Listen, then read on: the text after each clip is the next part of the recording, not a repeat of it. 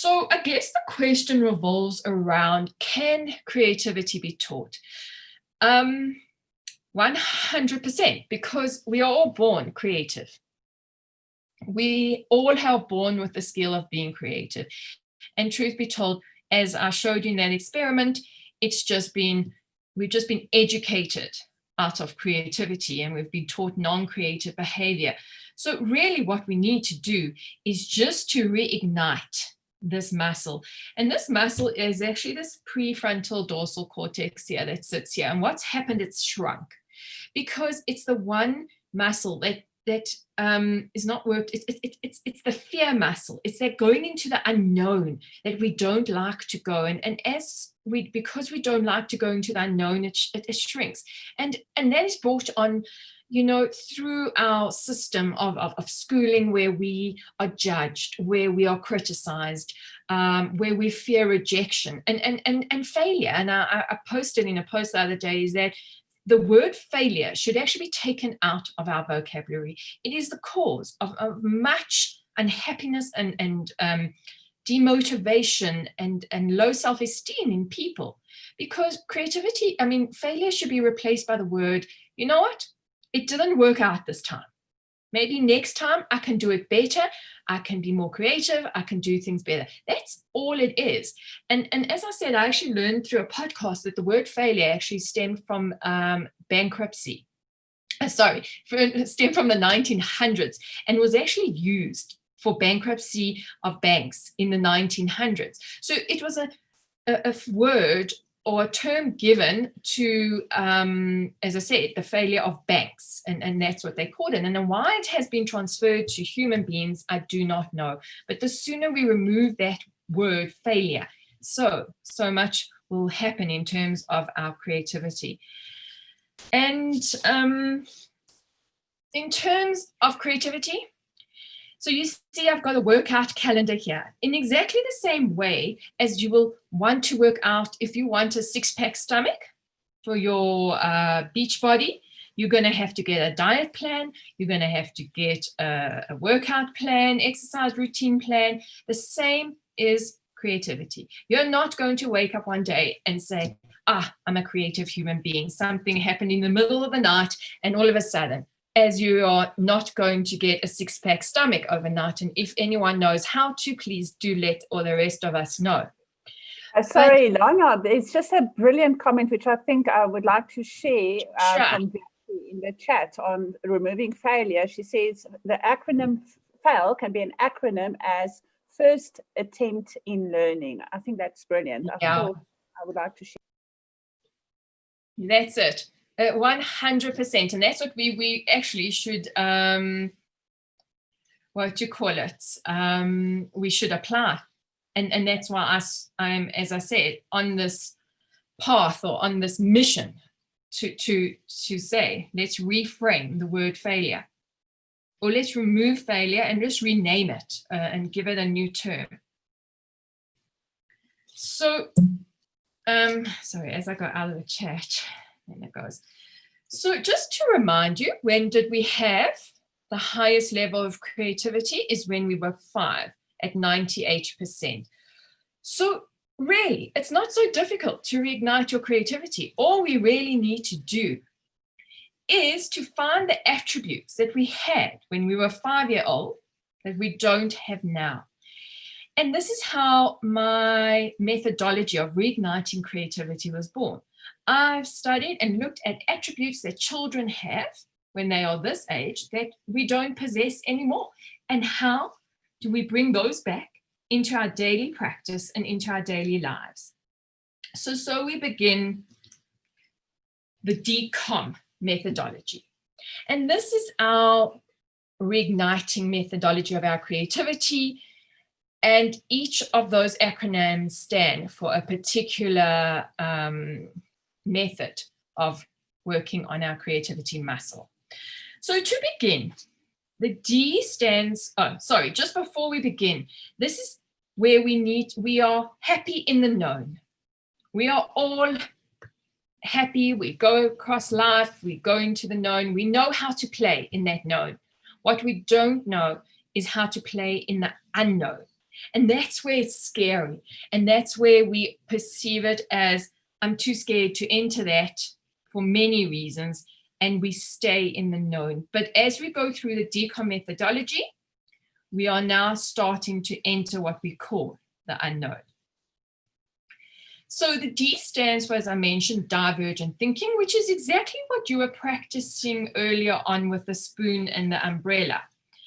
And the opposite, as we know, is convergent thinking. And convergent thinking is what I was saying to you in terms of how schools or how we are treated in terms of our work organizations. And I use this example, and please, if there are any maths teachers, and this has happened to me before, please don't take this personally, because if you just think of the way that we are taught maths, we are taught it in terms of a formula, and we're told to learn that formula off by heart. And when you learn that formula off by heart, that is what we call convergent thinking, because you don't just get asked x plus y equals, and you can go solve it in many different ways. You get taught a formula, you follow that formula, you'll solve that equation. If you go about it a different way and you still get to the answer, it's amazing that you actually don't get those marks for the way you got it because you didn't follow the formula. So that's just a quick example of what we speak about convergent thinking. So back to remembering our spoon and our umbrella, here's another activity quickly. And if you are on your way to an interview and you ripped your shirt on your car door when you were getting out, how would you solve this problem if you had 2 minutes before they called you into interview? So anyone, I'm happy to just take people who want to unmute themselves and give me what would be your quick solution. I'll go, Lana, if you... Sure. I would just tie it and make it like a fashion statement and pretend that's how it was meant to be and just own the tear. That's it, 100%. Anyone Hello, else? Lana. Yes, Lana, Zinzile here. Hi, Zinzi. I would wear it back to front. The back isn't torn, and then I'd tie it at the back, and just to give it that formal look in front because it's an interview. Yes, that's very smart. Brilliant. Both Craig and Alistair will, of course, take their shirts off. And then you got a six-pack stomach. I'm willing to give you that. And Juanita says on the stomach aspect, if she looked like this guy in your image, she will definitely take her shirt off. Yeah, me too. Me too. Okay, and so I'm just giving an example of a quick, that's not just a spoon or an umbrella, but a quick problem to solve that's universal to most people. Do you know, I was watching, obviously, CNN today, and I was thinking, you know, which question I really should pose to people now? The way we've hit the second wave in COVID, and the way that countries and people are going about trying to solve this COVID problem without, obviously, a vaccine is not working. So, and it's causing economies to actually really come to a standstill. And I was thinking, what alternative ways? How could we use divergent thinking now? And I was starting to think, how do we get the mass people to become involved? So for people to take responsibility, maybe we should have people, or like in America where they have jury duty, maybe we should have corona duty where people have to volunteer in hospitals and you actually get called to these places and you have to go and watch. I don't know. I was just starting to think there actually must be other ways. The mere fact that they sit in this council and they rehash the same ways, no alcohol, no this, there must be different ways. And this is creativity. This is why it is so needed, because there has to be alternative ways other than bringing economies down and other than treating people like prisoners. There must be alternative ways. And just for reference sake, you could have cut more holes in your shirt and been like Kanye West, who wears this as trend.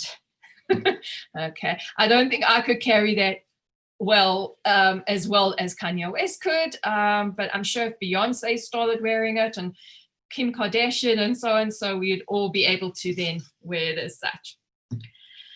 Okay, the next So just to go back in terms of a child as divergent thinking and a 5-year-old, you know, you give a child a box, he will spend hours with that box and try and make a whole day of it with creating all different things. If I gave an adult a box, they would say, what do you want me to put in the box?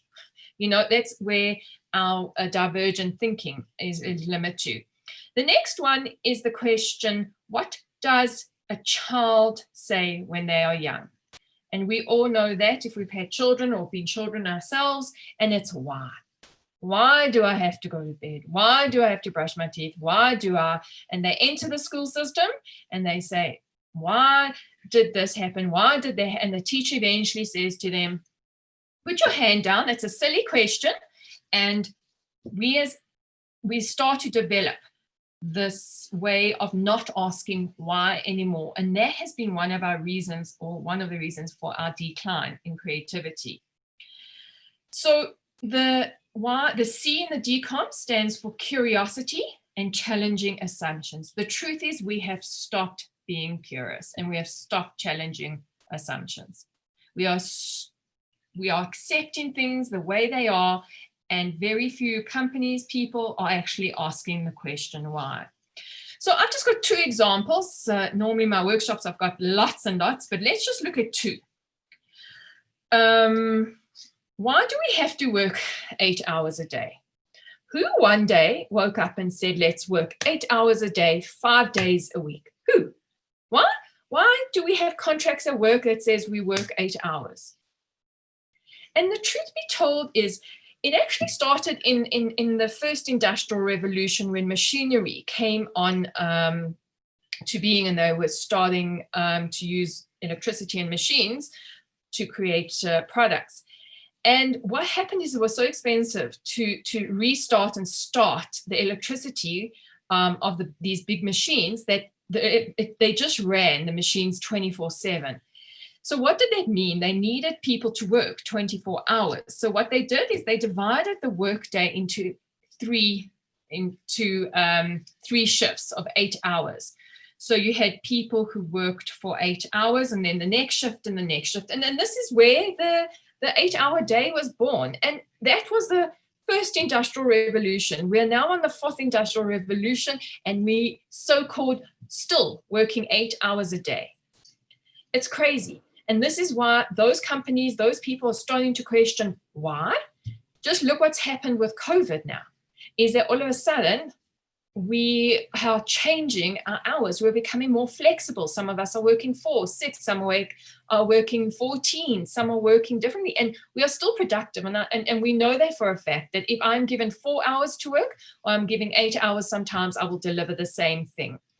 And Microsoft Japan have done this experiment now for the 4-day work week, where they've instituted this 4-day work week. And accordingly, it has boosted productivity. So these are just 2 little questions. Why do we work 8 hours? Why do we work 5 days a week? And then just one more example. Why do we have to eat breakfast? How many years have you been told that breakfast is the most important meal of the day? My whole life, I have been told. And actually, that comes from Kellogg's, because when Kellogg's cornflakes came on, they created the breakfast cereal. And every bit of research that was done why breakfast is so important has actually been sponsored by Kellogg's. So a lot of the research has been sponsored by them. And hence, we have this need to say that breakfast is the most important meal. And then here, all of a sudden, comes intermittent fasting, where it's saying, hold on, maybe breakfast isn't the most important meal of the day. Maybe there's no important meal of the day. Maybe a different way of eating. And a lot of people, I myself am doing this now, and I've never had so much energy. And maybe that's why my family, my daughter and husband have corona, and maybe I don't, for whatever reason, but I'm not a medical advisor, so don't take any advice from that. But what I'm trying to show you is how things are changing and how we need to ask the question why. And if you just look at Uber, what were some of those why questions they asked? Why do people need to own a car? Why do people why can't people, ordinary people who have free capacity and have a safe car, make extra income? Why can't we create a cashless tax industry? And the minute you start asking those why questions in your business or your organization, you start to think in a more creative way. Okay, the O, now unfortunately, the sound I don't think is going to work. Could you hear the sound? It is working. Okay, so let me play this and go ahead. Now I need to. And I'm messing up everything. Sorry, I don't know why it's not. There we go. Clearly, somebody in this room murdered Lord Smythe, who, at precisely 3:34 this afternoon, was brutally bludgeoned to death with a blunt instrument. I want each of you to tell me your whereabouts at precisely the time that this dastardly deed took place. I was polishing the brass in the master bedroom. I was buttering his lordship's scones below stairs, sir. I was planting my petunias in the potting shed. Constable, arrest Lady Smythe. But how did you know? Madam, as any horticulturist will tell you, one does not plant petunias until May is out. Take her away. It's just a matter of observation. The real question is, how observant were you?